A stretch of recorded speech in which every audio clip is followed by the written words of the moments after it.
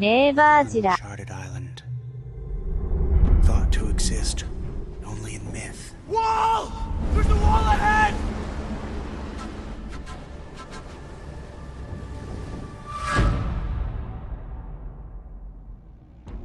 That's where I'll shoot my picture.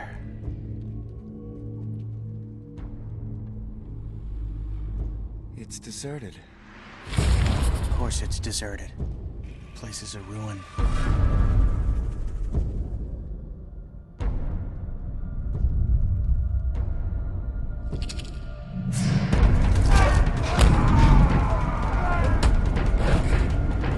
They've taken Anne! Find her!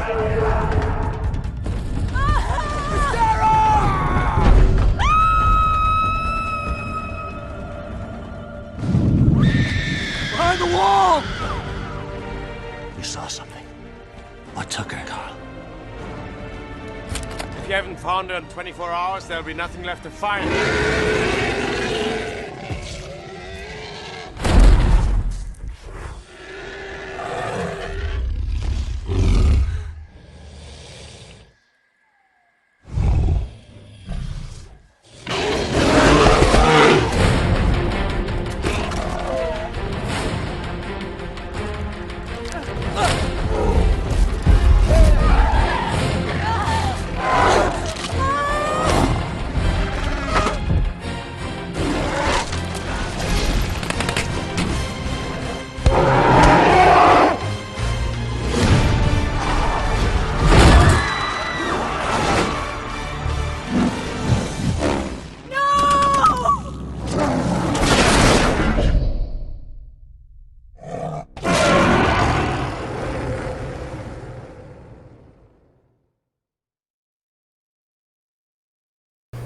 Today is the 2005 film King Kong. It's directed by Peter Jackson, starring Naomi Watts, Andy Serkis, Jack Black, Colin Hanks. Yes, Jack Black. I love Jack Black. Yeah, but you're a relatively big fan. Yes. At least a bigger fan than I am. Yeah, he's a goddamn idiot. It's great. It's true. It's true. Colin Hanks, Adrian Brody, and I'm gonna maybe get this wrong. It's Thomas Ketchtran or Keshtman. Yeah, I don't really know how to pronounce that. I assume I should have done the Google Translate pronunciation, but it's written by Peter Jackson as well. Cinematography is Andrew Lesney. It was produced by Peter Jackson, Fran Walsh, Jan Blenkin, Carolyn Cunningham, and Suitmation was Andy Serkis. He's amazing. Yeah, that's Andy why I listed him Serkis. twice as a starring, and then Suitmation was Andy Serkis because it's two different forms of acting, totally in its own. Yeah. I mean, well, and to wear the suit and be King Kong, that's just a crazy thing. And I don't think I could do that. No. And then to also be in the same movie. Yeah, he does. As an unsuspecting character. Yeah, he always does little cameos here and there where he's either in this movie he's a chef technically. Yeah, the cook on the boat. Or chef. Yep. I don't know the exact difference. I think he's just a cook on a ship. They're on a shitty little boat. Look. Little steam liner. No, it's not steam liner. It's Look, smaller. I don't care. I don't think he cares what you call him. The term you're looking for is rickety. It's a very rickety ship. Wasn't his name like Lumpy or Limpy? I do not know or something exactly crazy. offhand. I got it. I got it in my notes when we get to the scene, but yeah. They introduce him. He's like whittling on he's doing a potato scrimshaw. Oh, I thought it was a scrimshaw. It may be. I thought it was like cutting chunks of potato. I might be wrong. I don't fucking know. I always, every time I see it, I always think he's doing a whalebone scrimshaw, and like it's super fitting either way as a chef or just as a crazy shipmate. It's great. And I guess we'll get into kind of how the movie begins, or do you want to get into the actors? I guess kind of get the actors out of the way?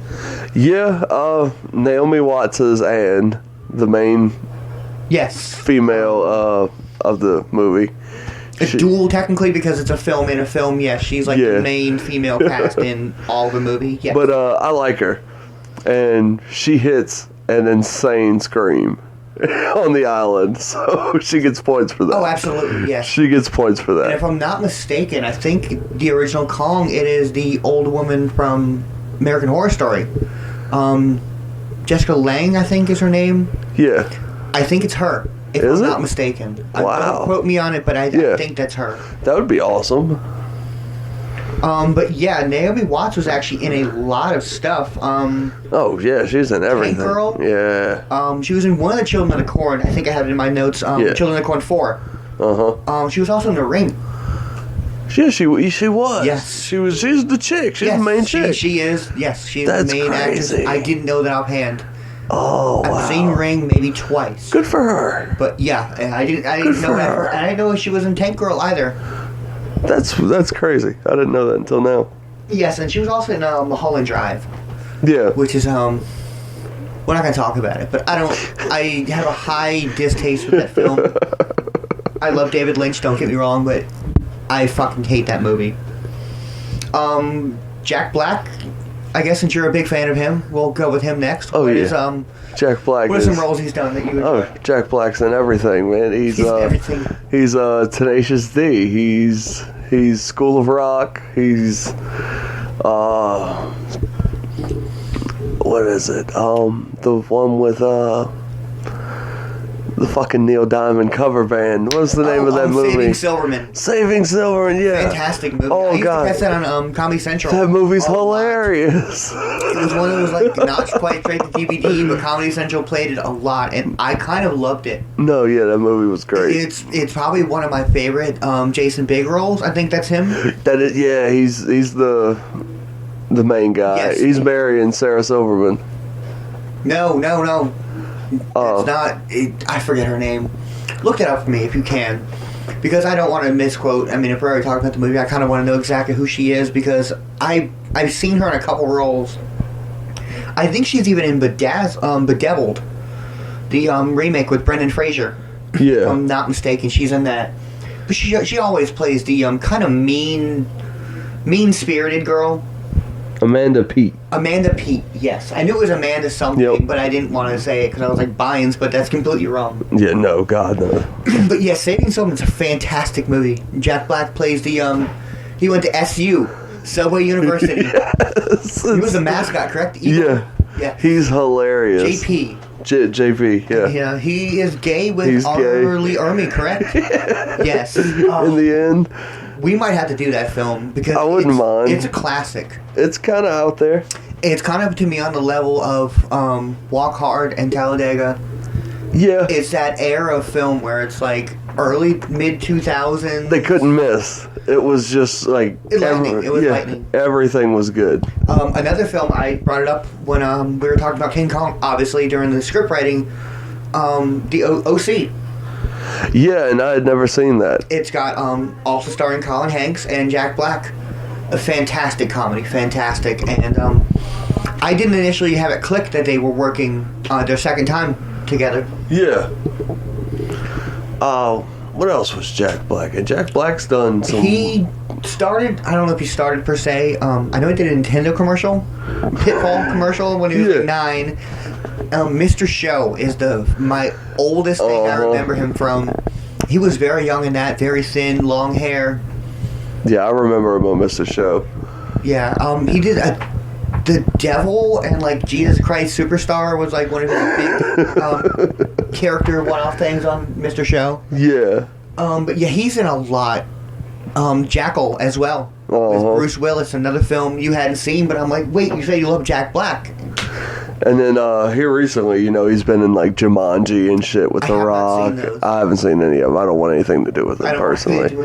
But he was also Nacho Libre. Let's give a shout out to Nacho. Fantastic movie as well. Nickelodeon.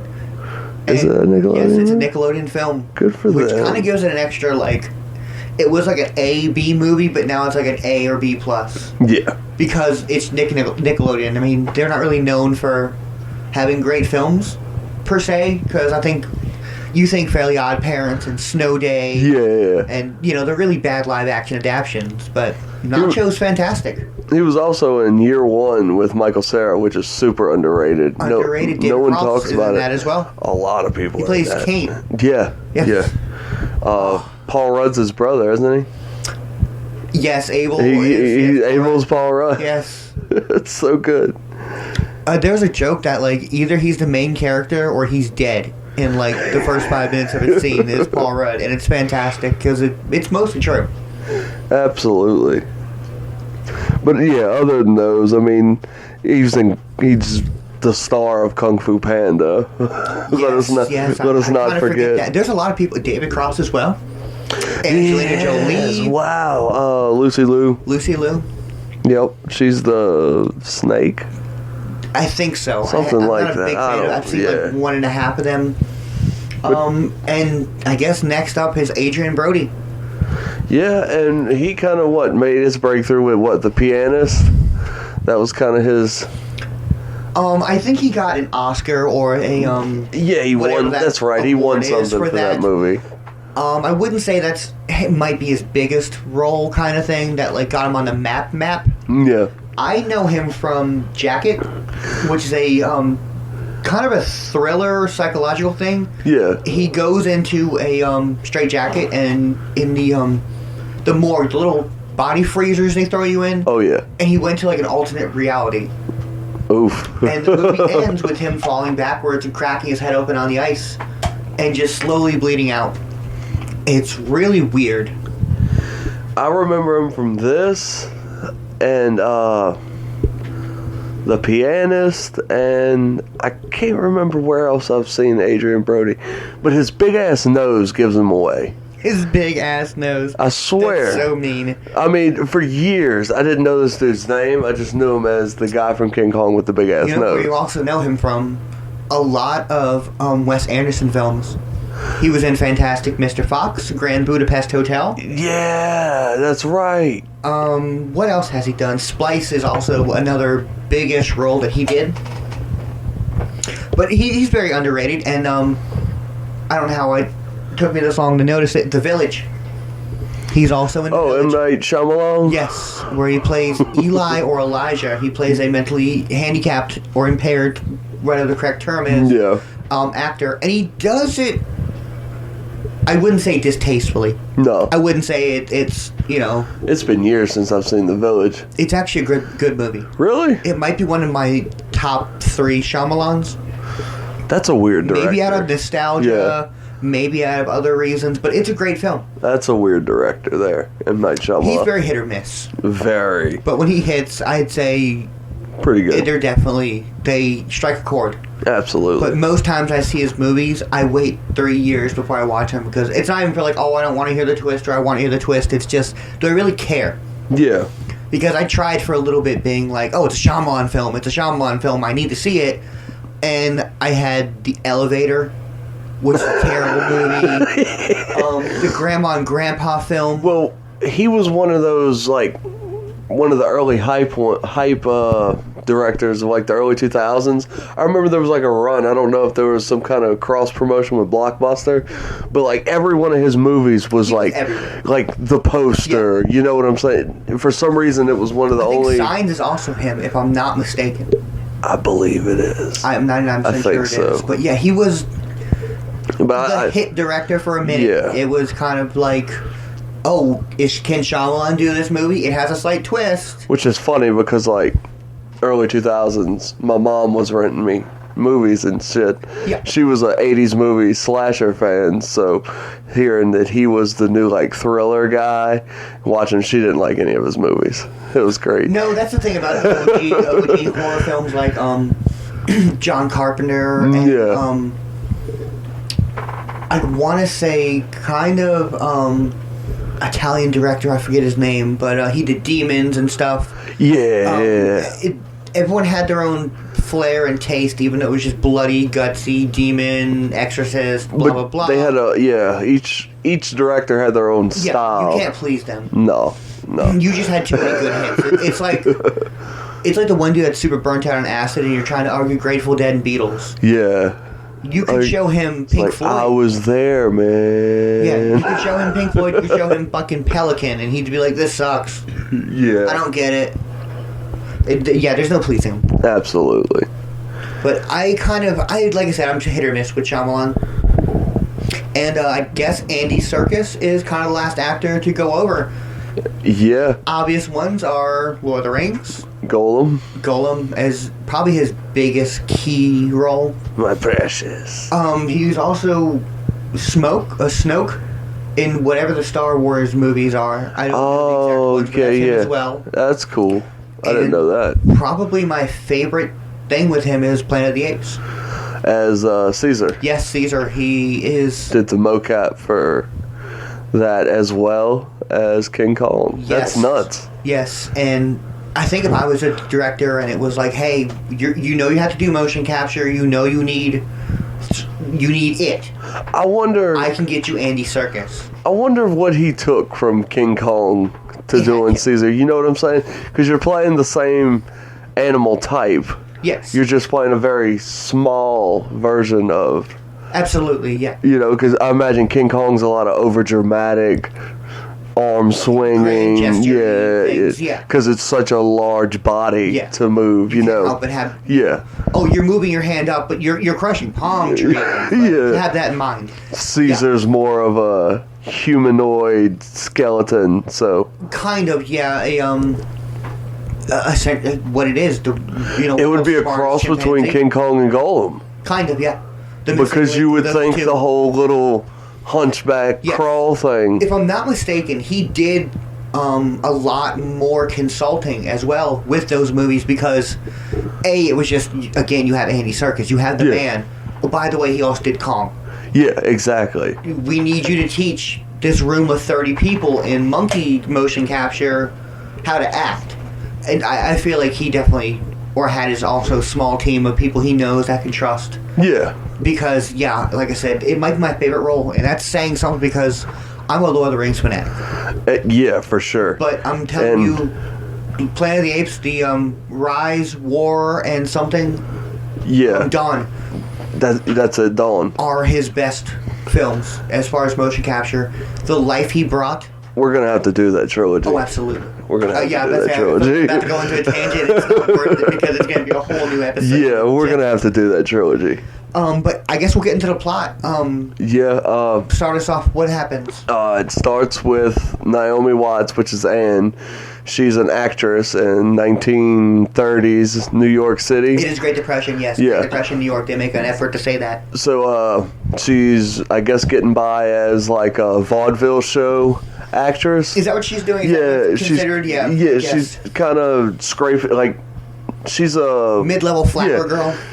Exactly, yeah. She's not on Broadway making big bank, but she's doing these little circus almost plays and getting coins for her, I guess, you know, because... the saying, work for peanuts? Guess what, doll? You're working for peanuts. Actually, yeah. Because she does her little show or whatever, which foreshadows to later in the movie, she uses that to please King Kong. her little vaudeville dance. She does like a little Buster Keaton. It's the same little routine she does here in the beginning. How she got the audition, the role she picked up, the lines, But it just kind of shows that she's down on her luck. The whole city really is during the Great Depression, and the theater's going under. By the way, Great Depression is not a good thing. There's no business for anyone, much less your little raggedy-ass vaudeville show. And, after that, or I think a little bit before that, they introduced Jack Black and Colin Hanks. Correct? Yeah, I think that's. I think it's next. They're kind of eavesdropping. No, they're watching. Jack Black is you said that is King Kong. They're watching. No, it's live. It's all live animal footage that he went and on this excursion. B-roll. That they're bitching about the price of getting this film. But Jack Black's overhyping this thing, and it's the movie executives from Universal, which is kind of ironic because this movie is a Universal movie. So like they're watching Universal's money, and one of the things. They're all like falling asleep. Nobody's into Jack Black's little like I said, nature like film. It's nature B-roll. It's by the way, here's 10 seconds. They're smoking cigarettes and not paying attention to this shit. Well, hold on, smoking cigarettes back then was like breathing.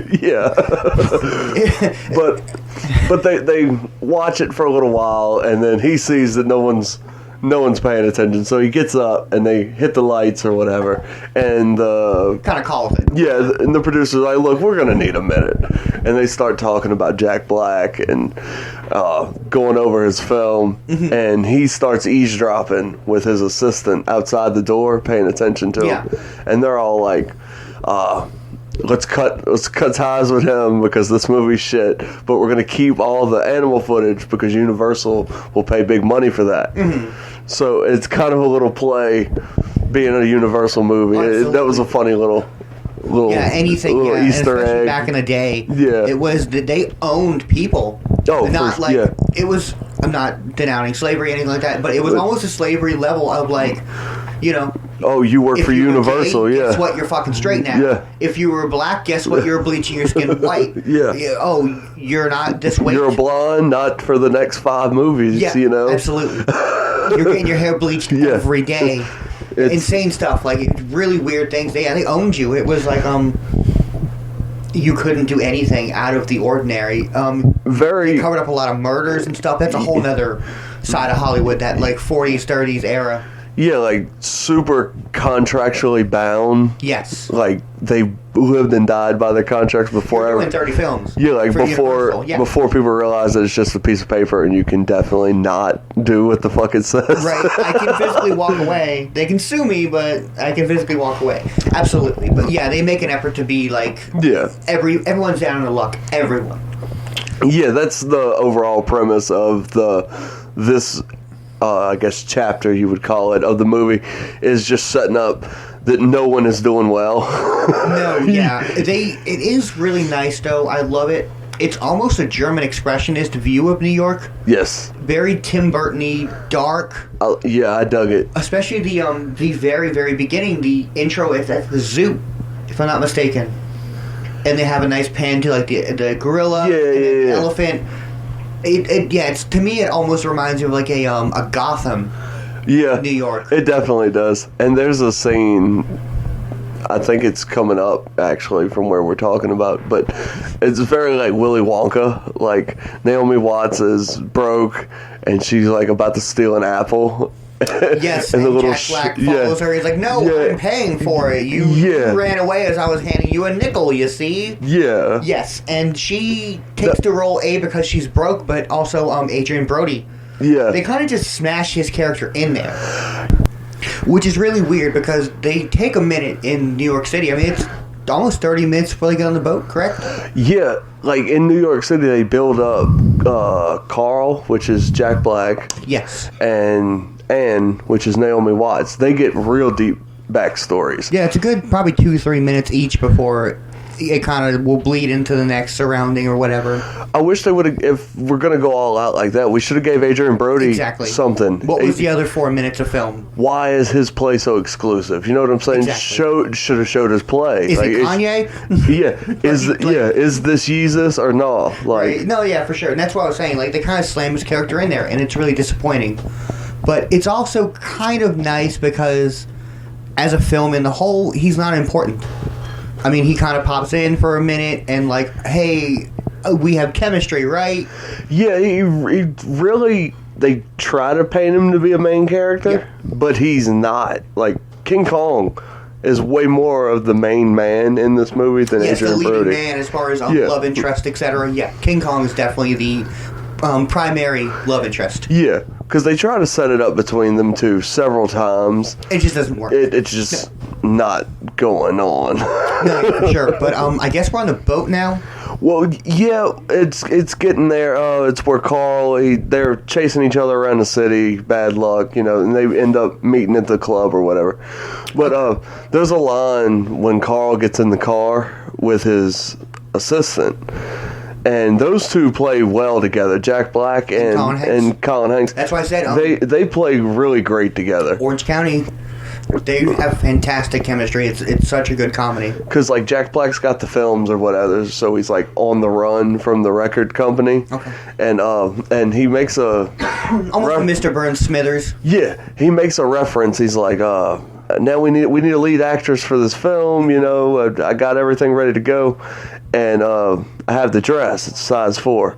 Well, That is a thing. His assistant mentions several different actresses of the time, and one of them is the lady that did the 33 Kong. Was it the 30s or the 40s? The original Kong? Oh gosh, I don't remember. It was that era, 30s, Yeah. 40s. But it was that original actress. He says her, and Jack Black goes, "Oh God, no, she would never fit a size 4." That's terrible. Yeah, so it's kind of funny. So this is like the real life adventures of someone who went to Skull Island, whereas the movie from the 30s is just a movie of the lore of Skull Island. I got you. That's cool. Yeah, I didn't catch that was the original. As much of a fan of King Kong and Godzilla as I am, I didn't catch that. Yeah, I forget. It was either like bonus features or something. I'd heard that one time before. Okay. But that's where I got that. But yeah, then everyone's loading up on the boat, and you get to see the rest of the cast. Okay. This is actually a huge cast, like for a adventure movie, like yeah, I kind of looked Squad. at the starrings, and it had a lot of names, even though they weren't very major. Yeah. It was still a listed character, and I was like, okay. Well, because we've already gone through like several names, six main characters so far, pretty much. And when you get on the boat, there's probably six more, like for sure ones. Like I know there's was it General Hayes, the black guy, the captain on the boat. I believe that's his I think name, it's yes. General Hayes. There's Jimmy, the little. Is that the kid The that I little thought scamp, was Tom Holland? Yeah, it's not Okay. Tom Holland. 'Cause I remember texting you, and I was like, is this Tom Holland? Yeah, he looks really similar. It's weird. His name's like Jimmy Bell or something. Okay. I hope he's not related to Drake Bell. Ooh. R.I.P. Who else is on the boat? Andy Serkis is on the boat. Yes, As his the character, and we were cook. discussing it. He was doing scrimshaw with potatoes. So see, like, there's a whole other cast of people that you get introduced to on the boat. Yeah, and they're on the boat for a good 15, 20 minutes almost, maybe even a little bit more. Yeah, I know there's an extended cut, and I think there's like an extra added scene on the boat. But yeah, it's about a 30-minute, 45-minute little. Yeah, they shoot on chunk. 4/3 locations. They do New York twice. And each one is about, for a 3-hour movie, About an obviously Skull Island is the larger area. Yeah, well- and larger time frame of film, but I would imagine having to build that island. going from New York, etc., it's a good 30 minutes each. Oh, location. for sure. But yeah, they're on the boat, and that you get introduced to one of my other favorite characters, the actor that Jack Black hires to be his lead for the movie that Adrian Brody's character wrote. Oh, the main superhero. The main, yeah. Yes. Oh my God, that dude's great. I said superhero. That dude's great. His name is like something Baxter or something crazy. He's got like he's got a wild name. My favorite scene with him on the boat is after I think the shipmates or maybe Anne does it. She vandalizes posters, and one of them has the mustache, and he's like, yes. "Hold on," Like, and he does the little comb thing. It's so good. he's furious, and then he looks and he picks the comb. He's like, I kind of that kind of looks good. I kind of want to rewatch it again, only to look. Does he start partially growing one? Like, I want to see Peach Fuzz like progressively get longer on his Yeah. face, and him actually going with it. I wish they would have never said anything, and just like from then on out, he would have started Yeah, his filming mustache, with yeah. a prop mustache. It's It so would have been great. so good. It would have been good. That guy's name is Kyle Chandler, the actor that okay. plays him, and it's Bruce Baxter He is the kind of got character. buried as far as like, Oh. who's in this film? Oh, God, he was like yeah. the 7th or 8th listed. So I was like, oh, is this a minor character? And it was like, no, it's quote unquote, as far as Jack Black's film, the main man. 100%. And General Hayes, his the actor that plays him is Evan Park, Okay. and he killed that role.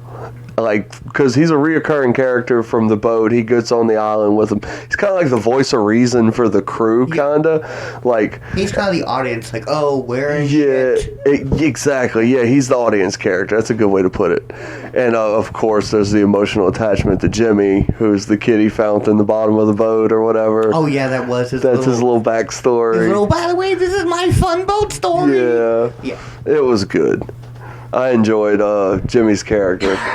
But they also did, speaking of original film, the line on the boat, and I think it's Baxter and who is the other person he's with? Is it Naomi Watts? It's Naomi Watts, and he has which is a word for word remake, or not remake, word for word line read of the first film, correct? Yeah, it's something about Naomi Watts like comes up to him and she's like, "Oh, I've never been on a boat like this before," and he's like, "I've never had a woman on a boat before," or something like that.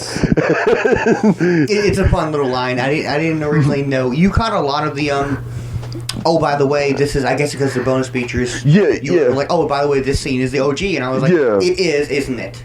Yeah, I haven't looked it up, like researched it or anything, but through the years I've seen little clips and shit like that, and this is, did you know, those videos, the did you know videos, and from this movie to the 1930s. 10 facts about. The 10 facts about King Kong movies. But that scene, of course, they try to overshadow the acting between our buddy Bruce Baxter and with Jack, with Adrian Brody's character. He's like looking on in like awe of Naomi Watts, like he's falling for her. Yeah, it's one of those like in the sunset scenes. So they're trying to set this up, and it's not working. It almost reminds you of Titanic. Yes, super Titanic vibes. They try to Titanic it very hard. I think that's why when I was young, the boat scene felt forever, because Titanic's a long-ass movie, and I watched the fuck out of it as a kid. 3-4 hours. Yeah, and I was forced to watch the fuck out of that as a kid because of my mom. She loves Titanic. I've seen it a lot, but I would say I haven't seen it enough. I can still get enjoyment out of it if someone puts it on. But it's just so long, so like that boat scene seems super extended to me. Yeah, like I said, it's a good 30 minutes, and I guess you're more of a action movie background where you're like, where are we going next? Oh, yeah. Where are we going next? For sure. And I'm like... For sure. I'm a child. Oh, by the way, the scene just started and we're 10 minutes in. I'm a fucking child, yes. So, yeah, it probably felt like... Blow something up. Right. Kong, where is he at? Is that the name of the ship? Is it ironic? What's going on? Is there a guy named Kong and it turns into a gorilla? What are we doing here? Where it's like the Saiyans, is he going to be a grade 8? Yeah, I watch Dragon Ball Z now. Right. Yeah, I get that. Yeah, the scenes kind of linger. Like I said, there's 3 locations in the whole film. And it's really weird. You don't see that often. Yeah. And there's not a lot of dialogue, really. Like, people say little slick shit, and you're supposed to assume things. That's how this movie works. It's one of those. Because, like I said, the relationship, they're trying to make you assume that they're falling for each other, but they're not at all. And, like, Jack Black makes you assume different things. Oh, yeah, for sure. Like I said, he's kind of like, by the way, I'm the voice of reason. Yeah. But I'm not. Because he's very for the money. Oh, he's... But he's kind of nice in his demeanor of, I need to get the shot, though. Yeah. I'm sorry I have to hang you on the edge of a volcano. But it's in the script. It's for the movie. Yeah. He's a real piece of shit later on in the movie, for sure. Absolutely. Absolutely. But, I guess there's a couple scenes in the boat that are kind of crucial. I don't know how or why, other than they're just poachers, but the captain of the ship has tear gas and all that such in high amounts. Yeah, they collect exotic animals for rich people and circuses and stuff like that. Was I guess that was their final call in to be like, I guess we'll check on this island, and is there a giant gorilla? Well, and there was, even before the rumors of the gorilla, Jack Black walks up with a grand. And he's like, hey, we need to go. Yeah. So he's the one that took pocket money. So homeboy's like, yeah, we could do this. Hey, we're doing shady shit. Come along. Yeah. Because, like, the police are chasing them and shit when they're getting on the boat. Yeah. All kind of crazy shit's happening. Yeah, like, everyone converges. And that, like... all over, like, 5 reels of film of, like, wild animals walking. Like... you gotta think. I mean, that's... Police never care about your laptop. Yeah. They don't care about your whatever, but a company... Universal Studios. Yeah. Yeah, you better get that back. Yeah. They instantly sicked You know, I mean, I'm pretty sure there was U.S. Marshals involved in that real quick. Oh yeah. You know, because you're in New York City. I mean, that's capital. If I can't get police helping me in Los Angeles and New York, congrats, the mayor is now getting changed out. It's insane. Absolutely. But yeah, no, I mean, it's universal property, especially back in the day. Great Depression, you're the one making money. Yeah. You might not be making a lot, but, you know, I mean, you and the peanut farmer are kind of what's going on. That's all we got going on. We had talkies, movies, and peanuts. Exactly. But, kind of getting back to our boat adventure here. The boat adventure, yes. You know, Captain Englehorn, which is the Thomas Kirchman. Yes. I'm calling him Kirchman, okay? I think Thomas Kirchman. That's what he is. But he's Captain Englehorn, and it kind of shows him. He's up in his little bird box up top. It's bird box. And he's plotting the course for his boat. Mm-hmm. And the compass starts fucking up. And it's like, what the fuck's going on and everything. And then they realize where this map's actually leading them is somewhere that they've heard of before. Yeah, it's almost, I don't want to say Pirates of the Caribbean. Very Pirates. But because it was, again, I think this is Universal film. Universal. And big money, we're doing a callback and we're trying to cash in on nostalgia. Yeah. They kind of had pirates involved. Yeah. Kind of like mind, like... That, the voodoo. Yeah. The voodoo of the sailors. They were thinking Pirates of the Caribbean more than A Perfect Storm. Yeah. As far as boat adventures. And that kind of leads to us getting off the fucking boat finally. Getting off of the boat. The boat adventure's done. And if you've never seen the movie, when you get to the scene where they get off the boat, you'll understand what I'm talking about. Because it's like, finally, we're off this fucking boat. Yeah, because, I mean, it's not like the movie's called, like, The Great Escape. No. It's called King Kong. When is King Kong coming? So Where is the gorilla? Yeah, you're chomping at the bit. But I think it's still enjoyable. Oh, it's super. It was kind of the last bastion of long films that you could still be intelligent with. Well, what I've come to the conclusion is I dig the fuck out of Peter Jackson. Yeah. If I'm going to watch a long movie, give me a Peter Jackson. Because it's long with explosions. It's long with, like, shit.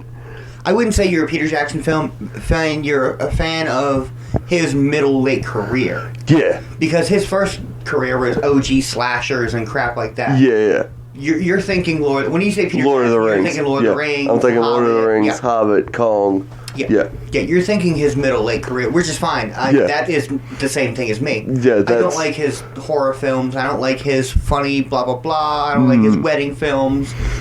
I like his adventures. But it's about halfway through when they're on the island, that's when I kind of come to that conclusion, was like, fucking Peter Jackson killed this shit, you know?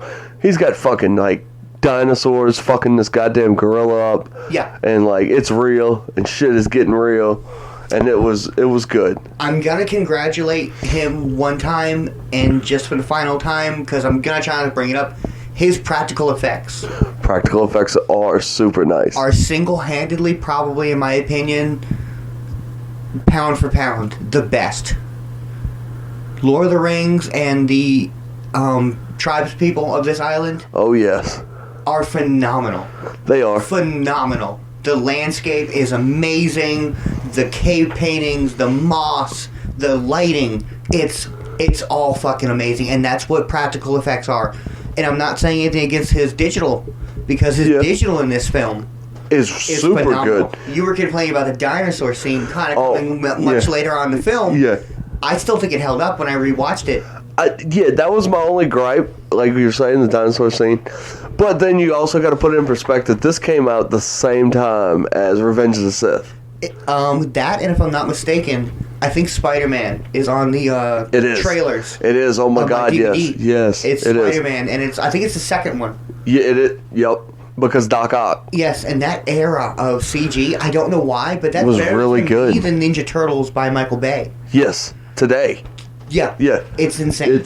But yes, I'm not saying anything against his digital work. His digital work is also amazing in this film. Kong looks phenomenal. Looks the third best Kong I've ever seen in film history.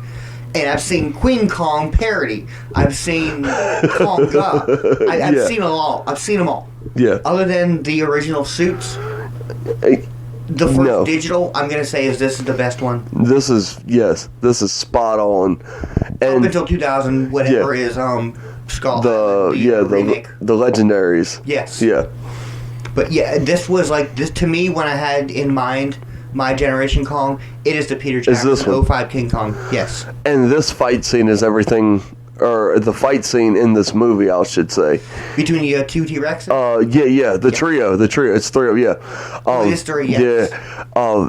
That fight scene is everything you would want from a King Kong fight. You get swinging, you get grabbing, you get. You know what I'm saying? Oh, absolutely. You get You're getting nature you get documentary. all of the King Kong moves. I judge every King Kong film by one thing and one thing only. Yes, the effects. Yes, how it looks. Blah blah blah.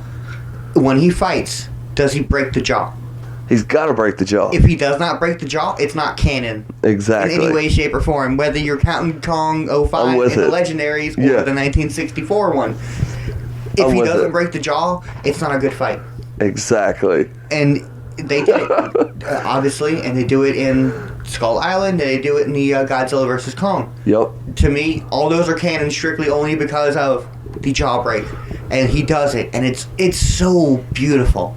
It And really. let's call back to the original film. I think so. I 'Cause think they have so. a good for the time, mediocre kind of Yeah. claymation fight between Kong and a T-Rex. Uh-huh. I think it's technically recycled Gorgo almost. Yeah.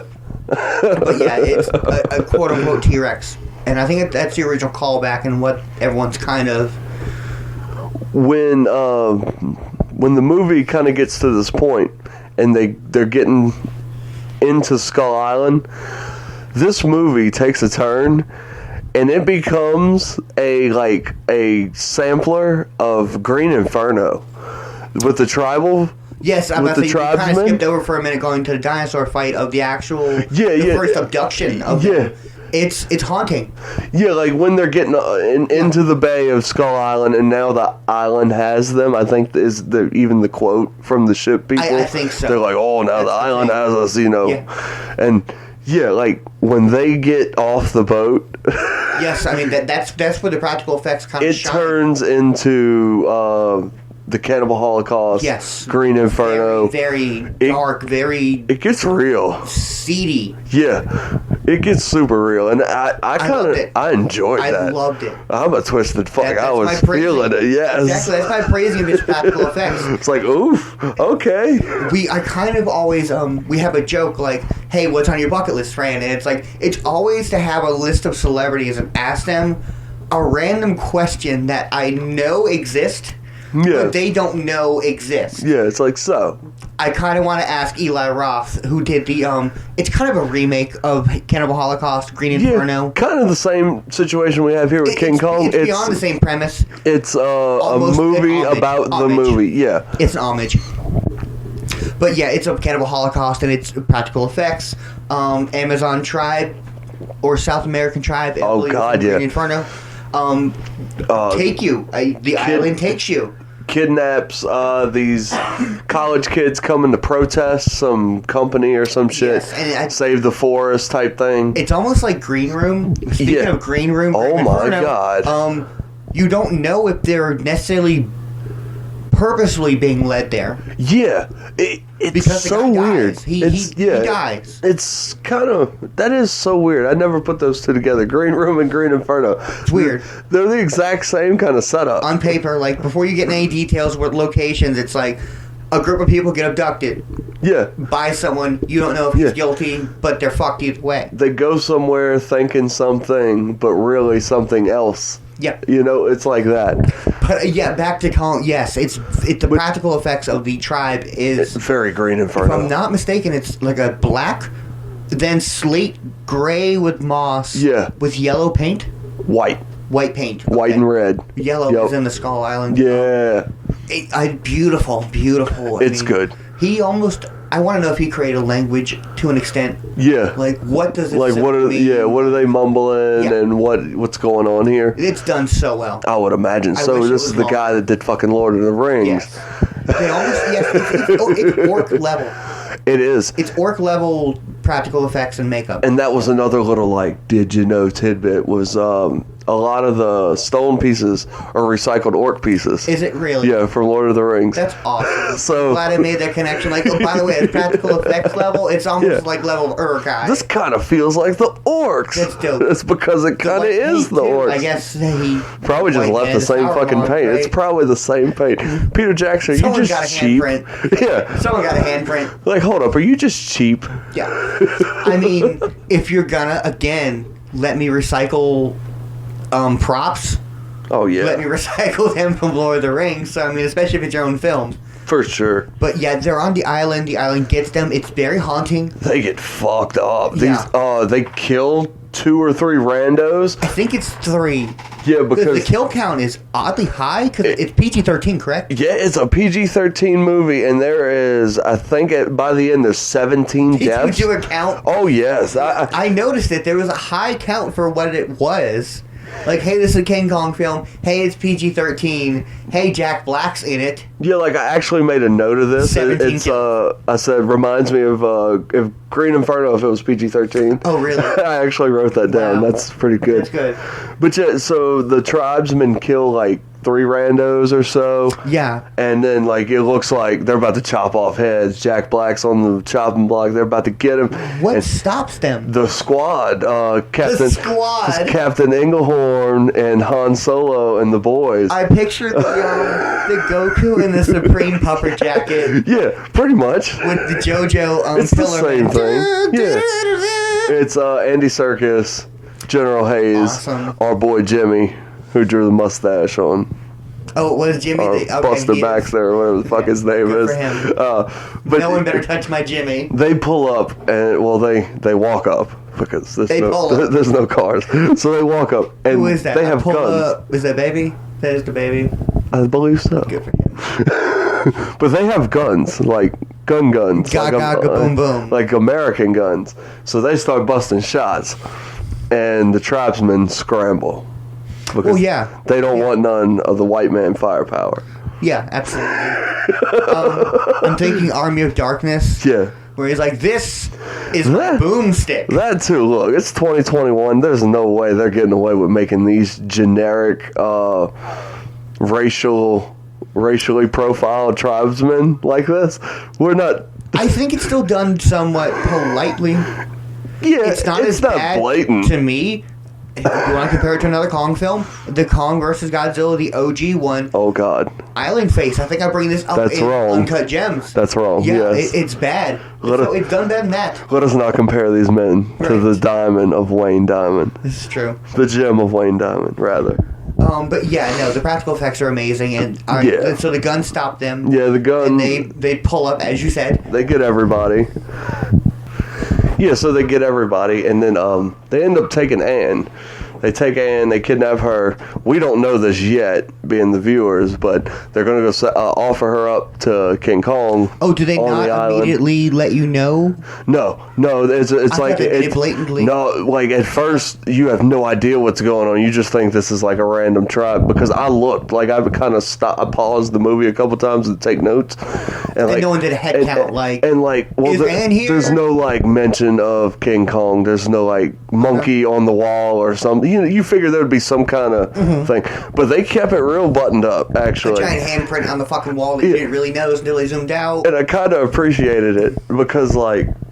You know what you're Yeah. watching again. It's not like I'm watching blank and blank. I'm Because watching King Kong. it goes from like I was like I referenced a PG-13 Green Inferno to like a PG-13 Silent Hill. Like they get her up on this stick thing in the air and they just like push her. It does kind of have like a call to at the end where it's like, Alyssa, I'm It's so coming. weird. Like Yeah, that's this insane. creepy white girl's like taped to a branch, and Again, that's a practical effect. and they just push her.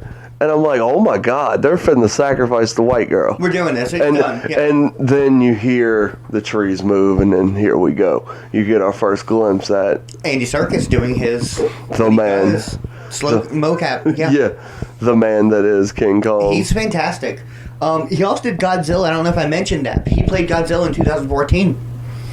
So it's kind of funny that he played King Kong and then Godzilla before they were like, hey, by the way, we're going to remake the OG one. It's just a fun little, like, tidbit fact like you have. Yeah. It's weird that he played Godzilla and then King Kong and then Godzilla. And also, like, there's kind of a thing for me in this movie. I had to stop and I was like, hold up, wait. There's one other crew missing. Just one. Mm-hmm. This boat would have left, okay? There's no way all these people... Absolutely. They would have left her ass. Let's be real. It's almost like Pirates of the Caribbean situation. Like, we're leaving Jack Sparrow. Yeah. And you can't even be mad. I'm like, one person, the whole crew can get out safe right now. He's got the dirt. He's good. We know there's a killer monkey, or there's something. There's dinosaurs running around. There's fucking big-ass Beyond bugs. Kong. Again, they don't really mention Kong yet, but you see... some man-eating shit going on here. I think they have already introduced kind of like a giant spider or something at this point to do, like a dragonfly or something. Dragonflies, that's what it was. Some obscurely large creature be like, hey, by the way, this isn't what it seems. And it kind of reminds me of, it's almost a genre of film, the Island of Man or something like that, where it's oversized creatures. Yeah. People, average-sized people live there. So it's like mice the size of horses. Yeah, it's like, oh my God. Yeah, it's really weird. So it almost reminds me of that to an extent. And it's like a 1970s film. Yeah. And it's a genre almost. I think it's a French or Italian guy. I haven't mentioned it up to this point because this is kind of really when it gets good. Mm-hmm. But the video game that came out in companion with this movie, the Peter Jackson King Kong video game for, I believe it was Xbox 360, PlayStation 2, that generation, maybe GameCube. That seems like that way. I think it was on GameCube. Something like that. I think it was. But that game is flawless. Is it? You were mentioning something like that before we started recording. You were like, oh, by the way, I know. Like, hey, look at the time. Yeah. I know movie games suck. That's the rule of thumb. That is the rule of thumb. Movie games suck. Like, most of them suck. The Batman games aren't that bad, by the way. The Dark Knights. Dark Knight ones? I don't know if I ever played those. I know I played the Arkhams. Very good. Speaking of movie games, Mad Max. I heard that. I think it's 2015 or 14. I got it.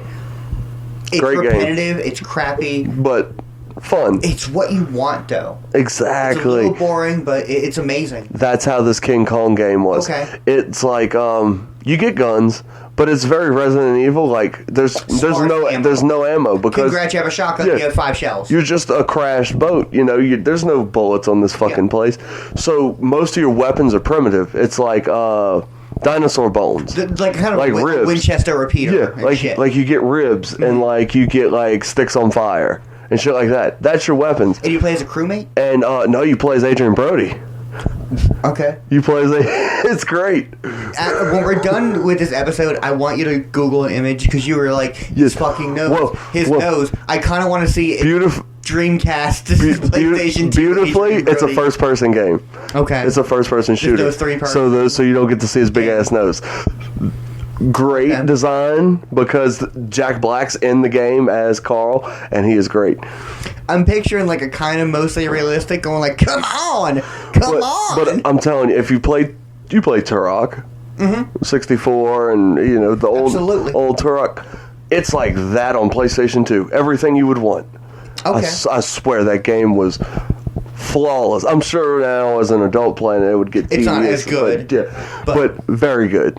That might actually be like.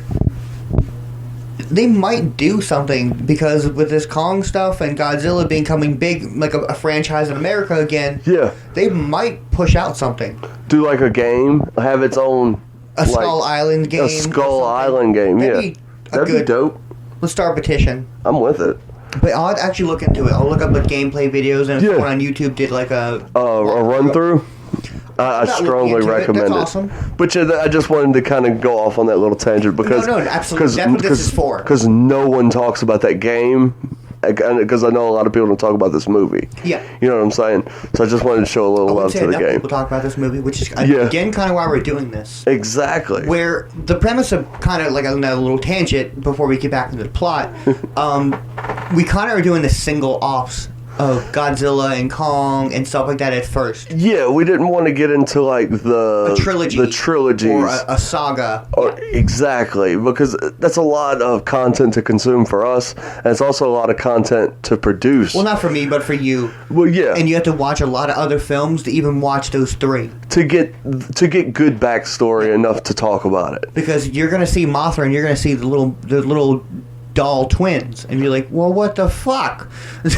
What is this? Yeah. And then you're going to show, like, it's going to be like, oh, we're going to do a Mecha Ghidorah, and be like, well, I know who Ghidorah is, 3-headed dragon, blah, blah, blah, but what is it?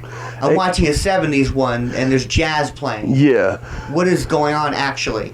That's kind of why I make the jokes about, like, oh, well, we need to do the Marvel Cinematic Universe. Because it's like, at this point, if you were to do one that comes out now, there's so many movies that they're going to reference. We have to do Ant-Man. Jesus Christ, yeah. Now I'm watching fucking Loki on my stolen Disney Plus subscription. Like, what do you want from me? Yes, we were actually talking about that the other night. It was kind of like, hey, because we plan on doing superhero movies eventually, doing a little block, and it's like, well, let's do some Marvel movies because that's like, it's kind of a hot topic, and you know, they're Marvel. Hit the algorithm, you know, kind of thing. For sure. And it was like, well, what are really good? And it's like, oh, well, let's do a Spider-Man. It's like, well, that's not the real. That's not real Spider-Man. Because I want to do this Spider-Man with Jake Gyllenhaal, but I also want to do the Paul Giamatti one, and it's like, well, that's 10 Spider-Mans ago. Exactly. But yeah, so we kind of were like, let's just do like the one-off of King Kong, the one-off of Godzilla. Let's do this one, and then ease into it. And if people want to hear more, obviously, we'll start knocking out some of these trilogies, series. Yeah, we're kind of trying to get the outliers, and it's not a film people talk about a lot as far as. And plus, content like this, anyone can find these episodes and click on them and listen to them. It's like, oh, yeah. Yes. The King Kong podcast, the Uncut Gems. Cool, they talk, you know. Yeah, just like standalone you don't hear topics. This much. Yeah. But yeah, kind of back to the plot where, speaking of kill counts and Kong being introduced, this is kind of where she wins him over for protection. And we're getting into the T-Rex fight we kind of quickly jumped to earlier in the stream.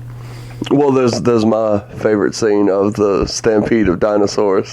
Is that? I thought it was a little bit later. No, it's next. It's pretty early? Yeah, it's awesome. It's Let's next. do it. There's a cool ass look. I don't mind it because I know the era of the time. For what it is, it's great. But it's just hilarious looking at Jack Black run. He's the one that makes it fake. Watch Jack Black in the movie when he's running. There's no way this little fat dude's out moving these dinosaurs. No, you mentioned that, and I made a comment, and I was like, well, wait till we get actually talking about the film. Yeah. He's actually... Oh, no. His agility is weird. Yeah, I consider him closer to... a silent film actor like Fatty Arbuckle or Buster Keaton. He's very Chris Farley. Yes, he can jump on a table. He can inflict pain for comedy, and it's pretty kill. He can't run more than 50 meters, but he can get a good shot of him hauling ass at 50 meters. But it's just funny to watch him in his little Angus Young from AC/DC schoolboy shorts running with the camera. Long socks, correct? With the camera on his shoulder. He's doing a whole safari. He's 100%. Into it. Oh, yeah. You actually mentioned because you watched the extended version. I didn't. Yeah. His partner, his cameraman, has one leg? Yeah. So weird, right? There's his cameraman. Right before the dinosaur scene. Yeah. Apparently, in the extension of the extended cut, it's somewhere on the boat where they're eating, and he swings his leg kind of a funny way. Like what I have to do, but way more exaggerated. Yeah, way more exaggerated. Yeah.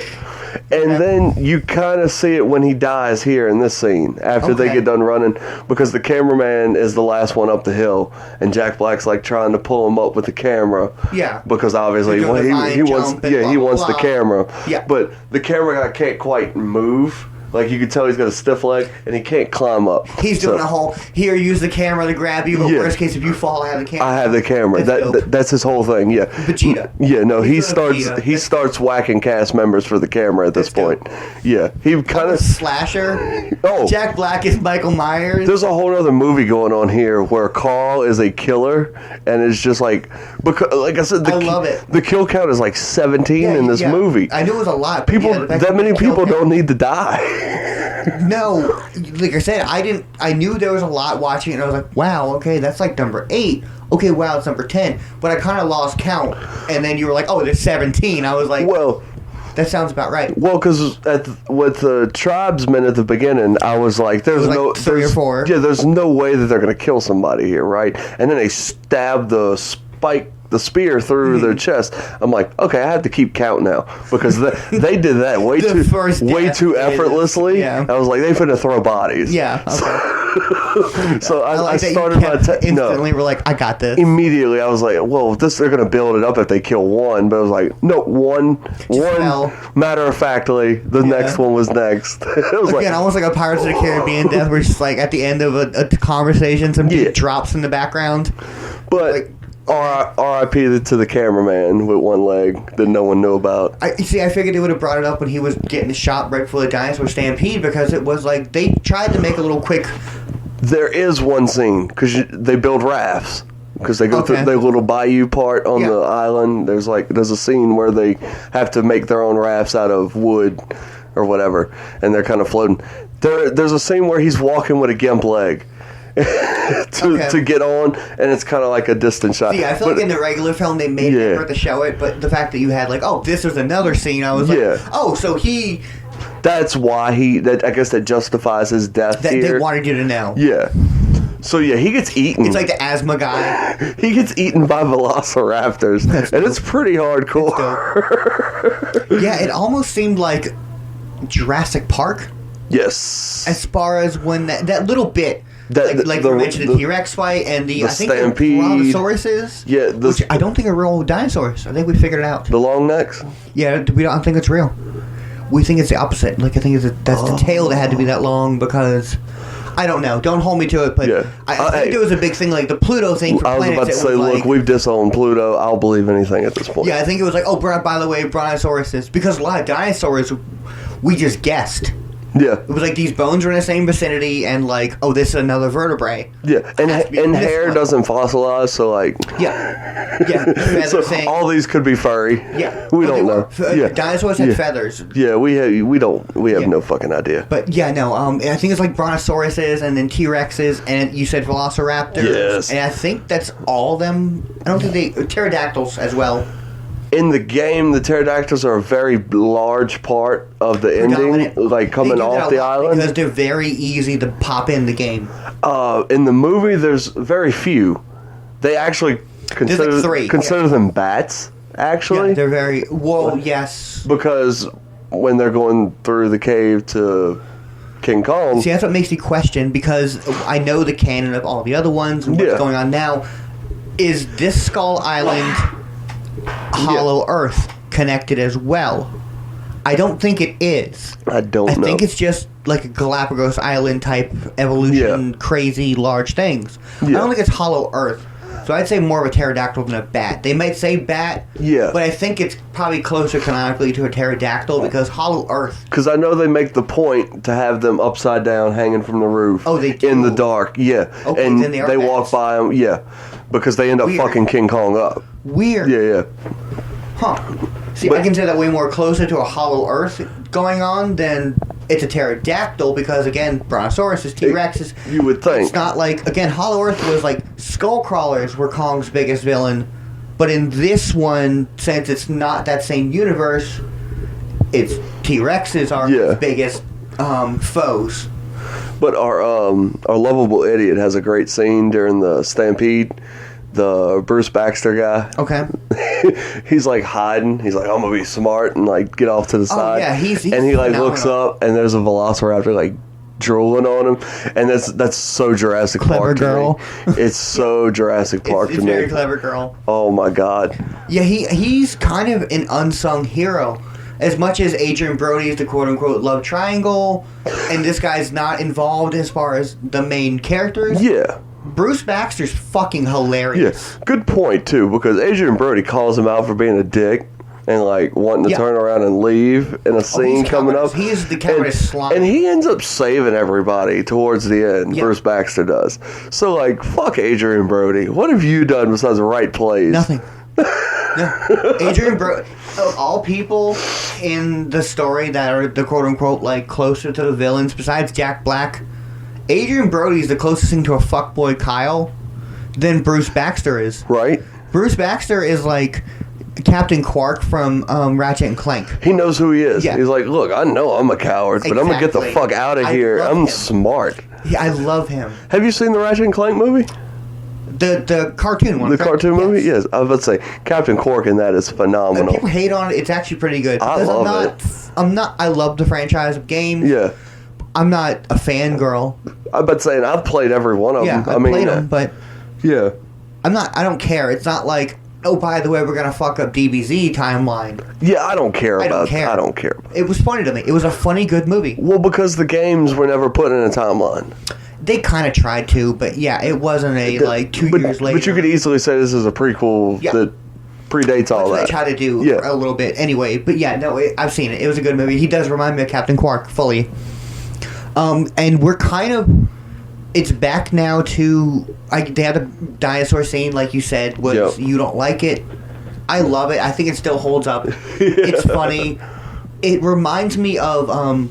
they do it a lot, and you'll notice it once I say it. They make scenes from rides that aren't going to happen. Yeah. If this happens to be a huge hit, we're using this scene for the log ride. Absolutely. And that's what that is. That's what that is. Scene is 100%. A Universal Studios 3D adventure. Justified. Absolutely. Justified. So, any gripes I have... I'm notorious, and you're kind of the same way. Once I put it to words again, was like, it's a Big Mac. Yeah, yes. If you tell me you're feeding me a Big Mac... I'm cool. It's fine. Because a Big Mac's fucking delicious. But don't hand me a Big Mac and tell me it's a steak. Yeah. Don't do that. And King Kong is definitely a Big Mac, same as Lord of the Rings. It's a Big Mac with a Coke and fries. It's wholesome. It's amazing. You're not preaching to me about anything. It's fun. Yeah. It's a product. It's like Nike. Cool. I'm well aware I'm paying for a pair of shoes, and it's $600. Exactly. They look phenomenal, though, and like the hype behind it. Yeah. I'm fine with the product. Exactly. And yeah, it reminded me of a Universal ride that wasn't going to get made. As long as you know what you're getting going in, I don't mind. Exactly. Don't be sneaky. Yeah. But I can love a product, and that's kind of what this movie reminds me of. Well, and that was that era too, because like we were saying, the prequels come out around this time. How many things were in Star Wars simply because we're going to make this a toy, we're going to make this a video game, we're going to make this a ride? Absolutely. I think Darth Maul, it might be the Darth Maul himself thing of that. Don't hold me to it. I'm not a big Star Wars person. I love it. Don't get me wrong. Yeah. I don't know if Darth Maul was me neither in mind. Yeah. He's definitely an action figure. But that doesn't make his story any less badass. Probably one of the highest selling T-shirts too, I would imagine. Oh. They go for a lot. You know what I'm saying? I hate when I do that because I'm like, hey, I kind of really want a Punisher shirt. Yeah, good luck. I kind of really want, but I want like the one I had growing up. A for real Punisher shirt. And yeah, it's like that with like you try to look like, oh, I want a Darth Maul shirt. You know what? Fuck it. I'll spend the other extra $10. I'll get the Phantom Menace shirt. No, you won't. It's $600. Yeah, you'll pay an extra $500. Yeah, is what you'll awesome. do. Yeah. But yeah, no, Darth Maul is definitely a product, but I love him. He might be my favorite species. Yes. Because another little tangent. All the black markings are poisonous bugs. Yeah, tattoos. I'd heard something like that. That's why everyone's unique. It's whatever the thing is going on with like the poisonous bugs. It's insane. That doesn't make his story any less dope. That he's a Big Mac. Yeah. He's a Big Mac though. He's a Big Mac. But he's a delicious Big Mac. Oh god. And like I said, this movie is definitely a Big Mac, but it's also a love note. It is. And that kind of ties into what the next scene is. It's like we go right from CG'd out dinosaurs to back to some play with Kong. And yes, this is when she wins him over. Yeah, with the whole little audition. Yeah, the audition act that she used in the She beginning does of the like a movie. Charleston and the Kane act. Yeah, I love the Kane act because I think it's beyond it being a very famous homage. I think it's someone that is like very influential. Yeah.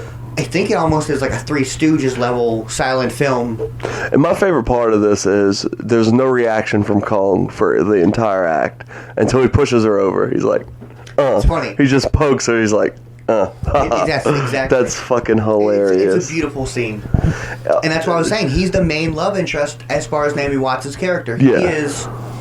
They have something. Captures it better in this version than I think the original. Yes. In honest opinion. It's only because saying it's better graphically. It's not claymation. It's Peter fucking Jackson. For fuck's sakes. It's Peter fucking Jackson doing King Kong. It's a better film.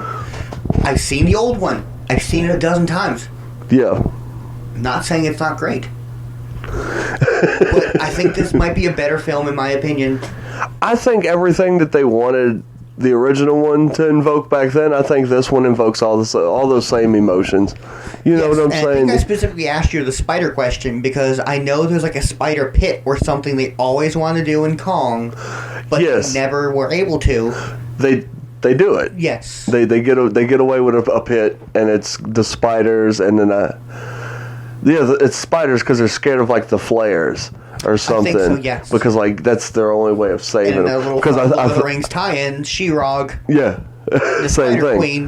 Queen. He does what he does well.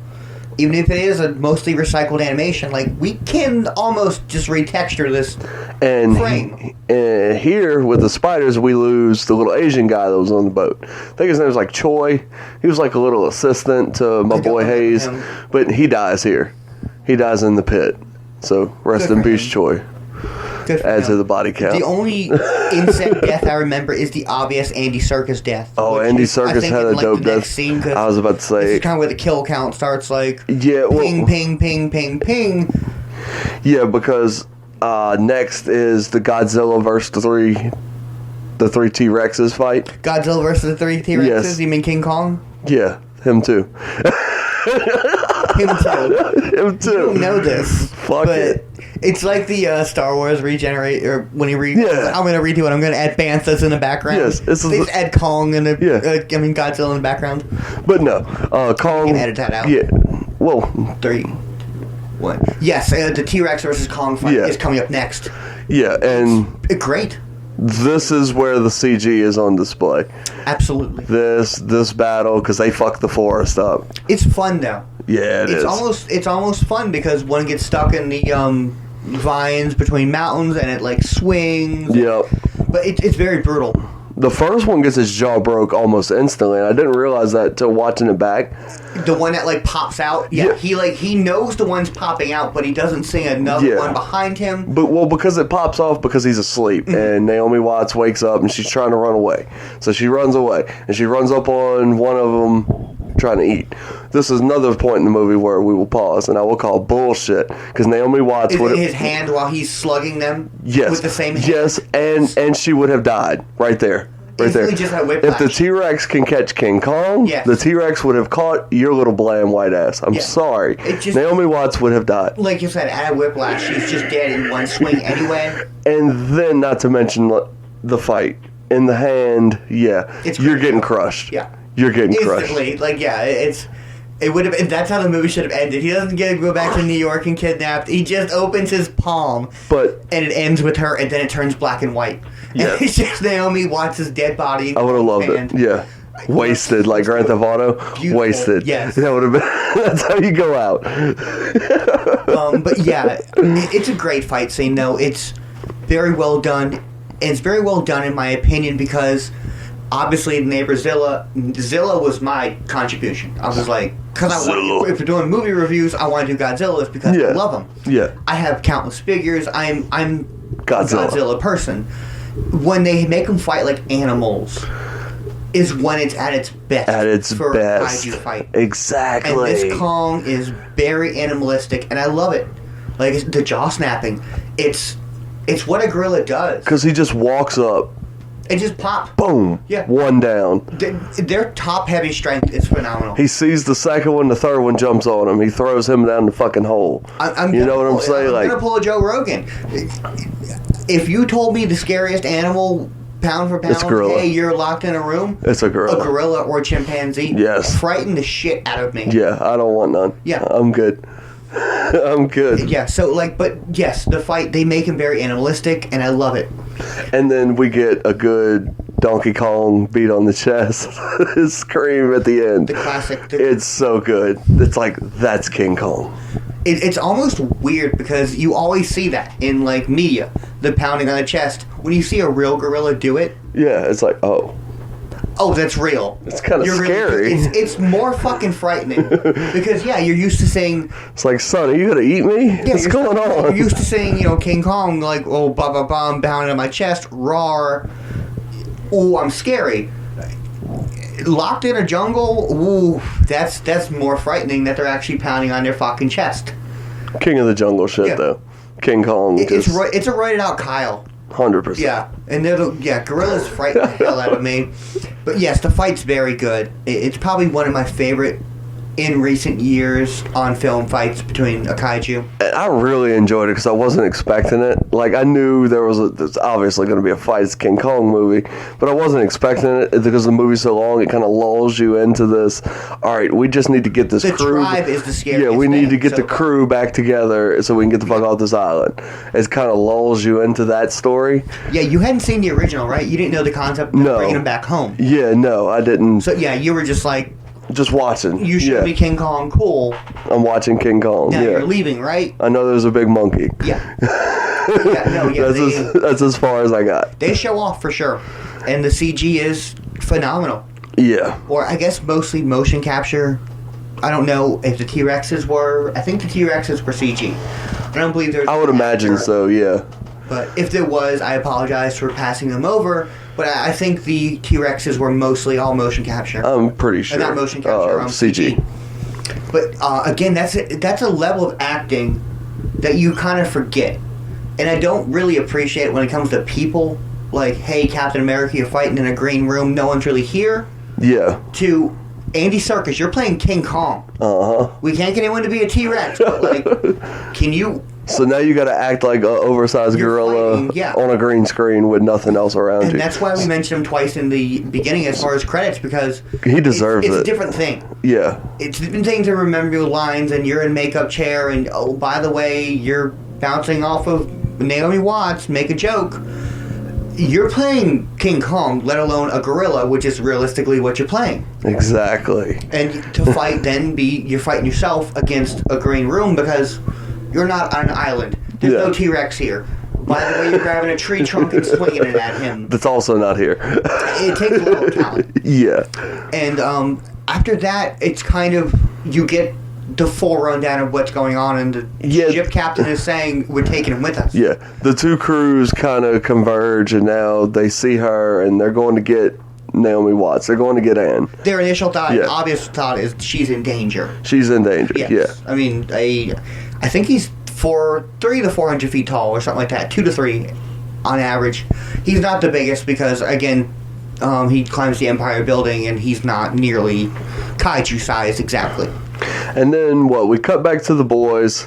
The boys. The crew. The boys that pulled up. Yeah. Okay. Because then, like, because Carl is still filming all of this as this is going on. Yes, yeah, he's getting the shots. Yes, he's absolutely. filming like crew members dying in front of the other crew.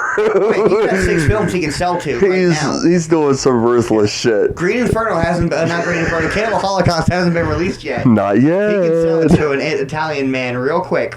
Yeah. Do you want real footage of a dog dying? I have it. Yeah, no, he's definitely getting the shots, and they kind of. I know we're skipping a little bit, but we know the this episode's kind of dragging a little bit, and there's still a lot of film we need to cover. Oh yeah. Where they bring him back, so they tear gas Kong, and Yeah, because Carl loses his camera. He loses all the film. is that the catalyst finally? Yeah, that's what puts That was him on the there. captain's idea, but I guess Well, no, the captain's been wanting to kill this fucker the whole time. Okay. Oh, yeah. Carl's like, no, let's not kill him. Let's catch him and bring him back. Absolutely. And have our own fucking thingy. Because he loses his camera. Okay. And then he promises his assistant that he's going to make millions of dollars. And we're going to give it all to my one-legged camera guy friend's family. Who is never mentioned again. Yeah, absolutely. But there's one look. They never mention it again, but there's one look he gives him at the end of the movie on the stairs. It's like, you're a big piece of shit, Jack Black. Oh, yes. Like, towards the very, very end, right at the show that Kong breaks free. Yes, no. And again, that's the kind of strength of this film and why it kind of commands being this long. Yeah. It's because... It's a long fucking movie. We're showing you what you want to see, though. Yeah. We don't have to make this a trilogy. We don't have to make this a duo. No, you're getting it all right now. One time, long pill, swallow it. This is King Kong, and like I've said 100 times now in this podcast. Yeah. I'm so famous, Jake. Yeah. It's a love note. It really is. It annoys me that it's considered a remake. Yeah, I don't like that either. Yes, it's a remake, but it's a love note more than anything. Whether for influence, shot did this scene. Yeah. It's a moment in cinema. Exactly. It's not. Yeah. I don't like the comparisons. I don't like that. It's an homage. No. I consider this closer to Man on the Moon, the Andy Kaufman Jim Carrey movie. Yeah. Or Matinee with John Candy, where it's that era in cinema, the 40s, not 40s, it's 60s, where like the chairs were shaking, and the first introduction of 3D again, like that, like very shticky level of cinema, where it's appreciation of that era of film, and it's a love note. It's definitely a love note. Absolutely. But yes, so Jack Black loses his film, so he's like, we're gonna take Kong. We're taking Kong with us, and then that leads to saving Naomi Watts, which leads to luring Kong back to the boat, which leads to the chloroform attack. And I kind of wish they had... I forget what they lure him with, but it's not really anything. No, I kind of wished it was berries. It's just her. That's what... Yeah, I know. That's what annoys me, because I wish they had one more callback to not necessarily the film they're doing a love note to, but the other Kongs in general, like the berry juice that Kong versus Godzilla... they attract him with. I kind of wish they did some more callbacks to that as well. Yeah. I know that would have been really cool. But you don't necessarily need to say it's because of this. People will know. Yeah. It's just a thing. Yeah. So I kind of wish berries were involved with luring him, but yeah, it's just Naomi Watts, like you were saying. And she just hits her Danny Filth. Yeah. She hits the Danny Filth. She just... It's good. Yeah. It is. It's a really good scene. And... it's that level, I want to say acting, but like you were saying, vocal range with Danny Filth comment. Like, it's... you need to bring back that, like... the that black was and white thing. era where, like, hey, you're just now being able to talk on film. You know why you're the actress? Yeah. Because you can scream. Yeah, we went from silent film to talkies now. Yeah. You can do a talkie. Everyone looks good. Yeah. Do you look good and scream? It's why a lot of those actors failed. Buster Keaton, their voice. The silent actors couldn't transition. It's weird. But yeah, no, like it was, so you had to be like, this is the trailer before trailers exist. Yeah. You need to do it. Yeah. Exactly. Psycho. Yes. And then this is also the deterioration of the most shallow love storyline in all movie history. Adrian Brody and... yes. That the look of betrayal she gives him when they're pulling that monkey on that boat. He's a fuckboy. Like I said, he's a fuckboy. I want to like Adrian Brody. It's not against him as a person, but in this film... he's a fuckboy. He's a fuckboy. And his nose is huge. Yeah. And his nose is huge. Like, what do you want from me? They kind of, speaking of he's on the boat now, blah, blah, blah, they kind of pass over it shortly. It's almost like a next scene, he's in New York, and like... oh, yeah. It's like a month later, They jump some time ahead, because she's Naomi Watts. Yeah, she's done been fired. She doesn't fuck with him. Yeah. She's doing her little vaudeville thing back again on the streets for nickels. I'm picturing the WB, hello, my baby. Yeah. And Jack Driscoll's doing his own thing. They do like a the comedy he wrote for her. Yes, he's producing that, and he realizes he's unfulfilled because she's not there. Absolutely. Jack Black's being a douchebag and trying to debut Kong. He got his shots. Yeah, he got his shots and then lost them. But yeah, this is it. It kind of, there's a little bit left of the film, but it's only 1 or 2 scenes left because Kong breaks free. Kong wreaks a little havoc in New York, finds Naomi Watts because she finds him. Yep. Climbs the Empire State Building. And gets shot down. That's... so yeah, we're kind of at the end. Yeah, we're kind of glazing over, but we're at the end of the film. But that's really the end, you know? Like, the catalyst is them on stage and... It's flashes. Yeah, like, the flashes irritate him and he looks down and it's not Naomi, yes. And then it's like... Dawson, I think is her name. We've been calling her Naomi the whole time, so let's call her Naomi. Yeah. But he just breaks free and then... that's pretty much the wrap up there. Even though we're glazing over it, I'm not saying the it's great. Is phenomenal. It is phenomenal. No, it's equally as good. And there's a lot of like synchronicity between the fights that happen on the island and the fights that happen between King Kong and the army. Well, yeah, I mean he only knows how to fight in this manner. Yeah, like so he's doing a shoulder bounce against a plane. Yeah, like the fist fight versus the tanks is just like the fist fight versus the... They're done very well. Yeah, and slapping the bats is slapping the plane. Yeah, yes. There's a lot of similarity that they want you to catch. Absolutely, but as far as, again, what we're glossing over, it's kind of because this is when it becomes a shot-for-shot remake of the original. And the original is over in kind of 10, 20 minutes. Yeah. This might be 30 minutes almost, but it's still only 10 minutes of footage. Yeah, it's just a bunch of reaction cuts of the cast. Absolutely. Looking around, oh my god, there's So if we haven't convinced you to watch the film yet, you're not going to. No. And this last 20 minutes isn't going to help you save it either. No, but you know what happened. It is another phenomenal CG for its era. Absolutely. Battle. Throwdown in the middle of the city. And that's kind of why we're glossing over it, because... You know what I did appreciate about this? Like, when he's running through the city, the cars look real. I think they are. They are. Those cars look very real. I don't know for sure, but, like, there's a lot of, like, at least 5 out of 20 are real, I'm going to say. Traffic jams, and boom, those, like, 1930s looking... Model A's are smashing into each other, films. And it looked really good. Like I said, it's the practical effects. He did what, like you mentioned, what he did in Glorious Bastards, as far as what Quentin did for Hollywood Boulevard. He made them shut down the whole thing, and for the first time in 30, 40 years. Yep. He kind of did that. I mean, he didn't to New York, but he got practical as far as he could. Like, can I shoot on Broadway? Yeah. I know I gotta change the buildings, but can I shoot on fucking Broadway? It's cool. I'll do it. Yeah. We're doing it. It's great. But yeah, the end is Beauty Killed the Beast is the final line of the original film, and I think the final line of this movie is 'Twas Beauty That Killed the Beast, and that is Jack Black delivers it. The film. I mean, it's a 4-hour film almost, but it wraps, and that's that. It's summed up in 4 words, kind of thing. That's it.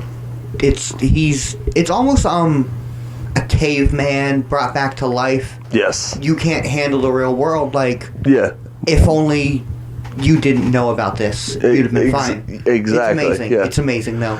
Another moral of the story: white people fucking with shit they shouldn't be fucking with. I have said this, and I think in college when I took when I was heavy in the film, and it was like, hey, I might want to do this. I want to learn how to screenwrite. Yeah. I think I wrote a paper, or at least some sort of quote mention that Beauty Killed the Beast wasn't her being Beauty and Kong being the Beast. It was Kong being the Beauty and the world.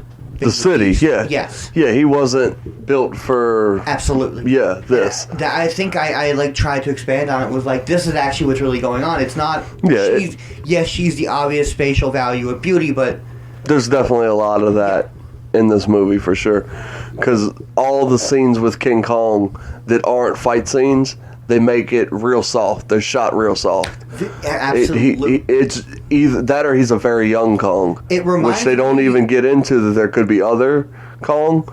I think that's, again, the same universe in a way, where it's like he's the last of his kind either way. But he seems very, like, young because he's bored. That's his whole shit on the island. Not quite teenager. Yeah, he's just... probably like 11. He's bored. That's why he's looking for something. It almost reminds me, again, I consider it closer, this Kong at least, closer to John Travolta's Bubble Boy than Kong from Kong Skull Island. Yeah. It's really weird. It's again, like you were saying, it's shot way softer. Same thing I said with the Godzilla episode. These are just isolated movies in their own little universe, and if you look at them that way, they're phenomenal. Like they're really worth appreciating. Absolutely, it's a single movie, but we can pull from the other things that exist. It's not dependent on. Yeah. If you told me, hey, we have to do Kong Skull Island or Kong this one separately, like I'm pretty sure we're gonna have to do at this point. Oh yeah. But they're two separate things. I haven't mentioned anything about the other films other than maybe a 2-second. This universe is this. They're two separate deities. Exactly. Like for example, like we would never jump and do Zilla vs Kong. No, because there's so much shit in those movies. Something else you need those previous movies to know what the hell is even going on. No, it's like why I'm debating on if we're going to do the legendary Godzillas first or some of the older ones, because it's like you've seen the CG ones, but and I know you've seen some older ones, but have you really seen guy in a costume? Oh yeah, fighting something on wire, and he's really close to real fire. Years ago, because they used to run those on TNT. Yes, TNT. I forgot the old man's name, the old redneck's name. Turner. It's Ted Turner. No. I'm thinking about a different guy. He did like a monster matinee, old country guy. Oh yeah. They played a lot of Godzilla movies on that. Almost pre MST3K. But this has gone long enough, and that's kind of it. Yeah, I think we've pretty much touched on everything. Yeah. About Peter Jackson's King Kong. So have a good night. Bye. Neighborzilla. Peace.